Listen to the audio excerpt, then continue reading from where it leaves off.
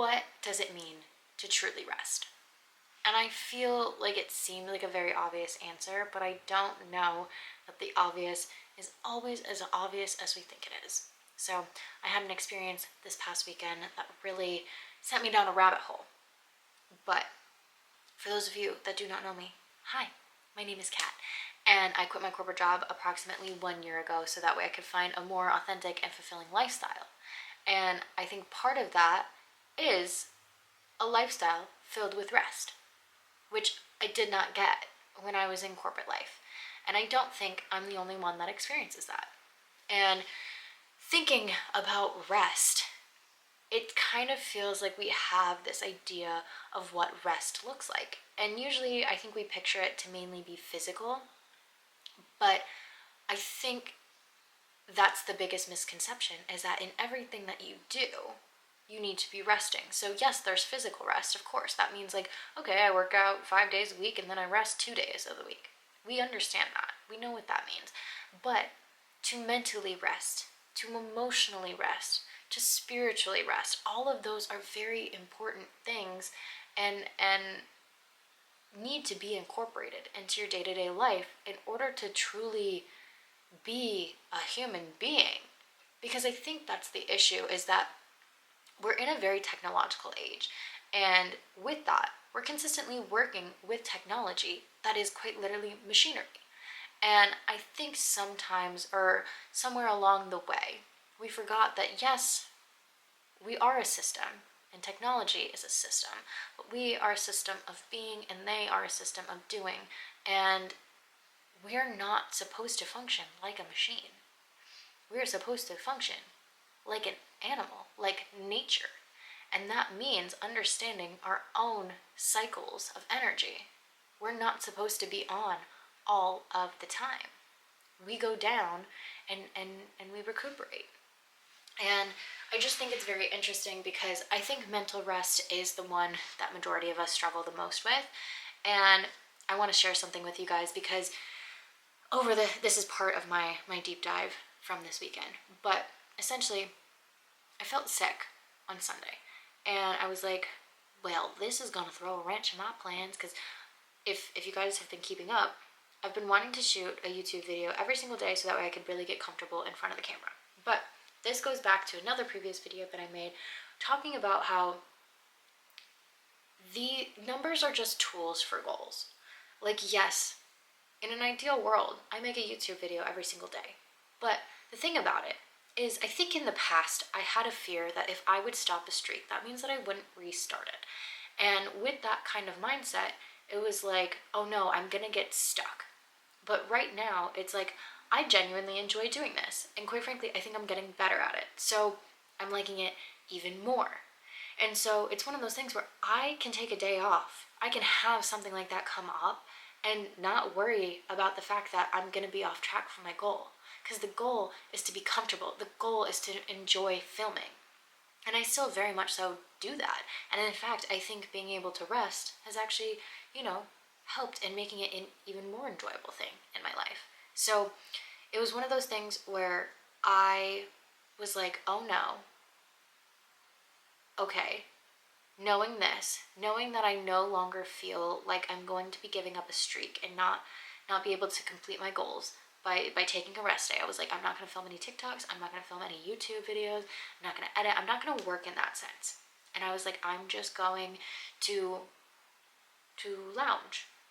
And this is where, also looping in another video, but I like to use tarot cards for situations like this because I want to read the energy of like, am I truly sitting in a rest energy like I think I am, or do I need to be looking at this from a different perspective? So I pulled cards on it, and it was basically like, you may be physically resting, but you are not like mentally resting at all. And once it told me that, I was like, okay, cool. So I started coloring in my coloring books for approximately like 30 minutes to an hour, and I felt a lot better after doing that. And then I proceeded to watch 2 movies. And this is where it finally made sense to me. Like, again, this is kind of one of those things where I thought that if I got into it, I wouldn't be able to get out of it, because I think what would happen growing up, like especially in like college and early adulthood, is I didn't allow myself to watch TV shows because I knew that I would just get hooked into the TV show and I wouldn't want to get out of it because I wouldn't want to go back to work because I was already overworking myself. So I would get addicted to the rest because I was so burnt out. Knowing that I'm not burnt out, like I understand the value of entertainment again because I'm not stuck in watching a TV series or watching a movie. It's another way for it's mindless consumption.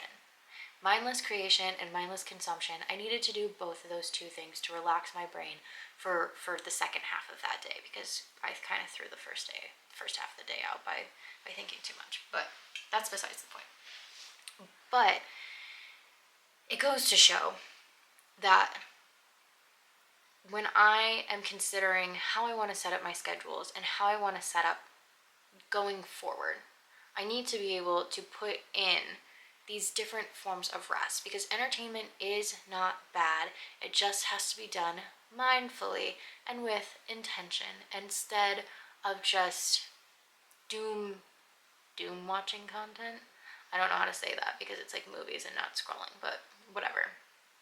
Anyways, one of the interesting things that kind of is also going into another idea that I've been twirling on, if you will, and it's the idea of a second brain. So in one of my previous videos, I talked about the fact that I think the reason that I'm a bad communicator is because my thoughts are not organized. So it was the concept of, okay, if I can come up with a great system, how will that affect my ability to think and communicate? And in doing that, someone actually commented on one of my TikToks and was like, you're looking for this book that this guy created. His name is Tiago. I forget his last name, but it's called Building a Second Brain. And in that book that I was reading, I just need you guys to hear this stat for a second because it's absolutely insane. But he said, a study cited by Times estimates that we consume the equivalent of 174 full newspapers worth of content each and every day. 5 times higher than in 1986. It's been almost 40 years, and in that 40-year period, we are consuming 5 times as much. Of course, we're gonna be burnt out. Our little brains, they're like, hey, stop trying to make me a machine. I'm not a machine. And it's just like, okay, we need to deproductivize this world. I don't know if that's a word. If not, let's make it a word. But we need to deproductivize ourselves because it's not actually productive. Because we can't actually properly use our brains. We are not limitless. Hate to say, we do in fact have a limit to the human brain. That doesn't mean that we can't use external resources to make ourselves limitless. But as far as where we're at right now, the body needs rest. Granted, I know only like 5% of the brain is actually like studied or understood, and we have a lot more to unlock. Maybe it's 10%. But either way, we're not there yet. So we need to stop trying to skip ahead. We are where we're at right now, and that needs rest. And it's interesting because going back to this was a really interesting book. I'm only in the first chapter, so I don't know why I'm saying was. It is a very interesting book because it also goes on to talk about how people back in the day, the way that they used to conceptualize things was through their commonplace notebook. And it's one of those things where they didn't have the ability to like copy and paste everything. So when they were in the middle of reading books, they would just put different notes like intertwined with each other, and that's how they would come up with their own concepts. And it's like, how cool would that be if we actually could just do that digitally now? We have the ability to move things quicker than ever and to be able to sort things and find things better than ever. We need to start using those systems a lot more efficiently than we are right now. And that also plays into rest because another fun stat that he has, International Data Corporation found that 26% of a typical knowledge worker's day is spent looking for and consolidating information spread across a variety of systems. Incredibly, only 56% of the time are they able to find the information required to do their job. we're struggling so hard to find our own information. Until we come up with great systems for note taking and finding those notes, we will be expending energy, mental energy, on that type of stuff. So, all of that is to say, the integration of everything is rest. Rest, and emotionally rest.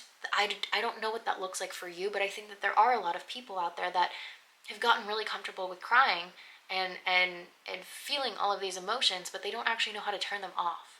They don't know how to actually process emotion. They're emotionizing things.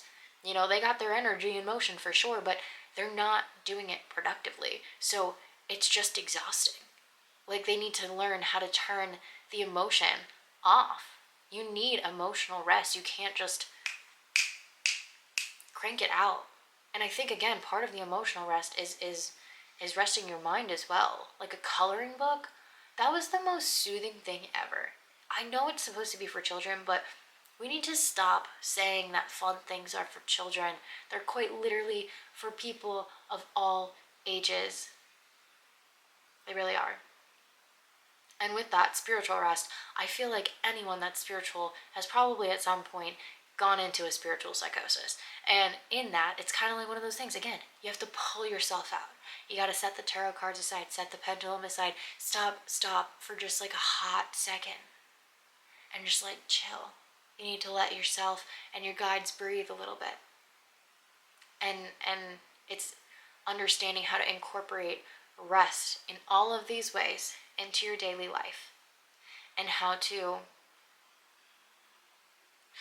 understand the flow of when dates are important and when you have deadlines to hit, and flowing those rest days around the deadlines, if that's how you have to do it to start with. I don't know. I just feel like the bottom line is rest is more than just physical rest. And anytime that you think that you are resting, I need you to really think, is this the type of rest that I need? Or am I just resting to check a box right now? Because resting to check a box isn't going to do jack shit for you. And we need to stop doing things to just do things, and we need to do things to understand why we're doing it, to make sure we're actually getting that intention out of the thing that we're doing.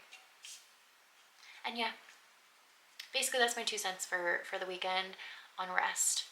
I feel like I'll have more on this, but it's really important. Try it out. Anyways, if you like this video, go ahead and like, comment, and subscribe. Obviously, I have very much more coming. Always good stuffs to stay. And yeah, hope you have a great day. Okay, love you, bye. Mwah.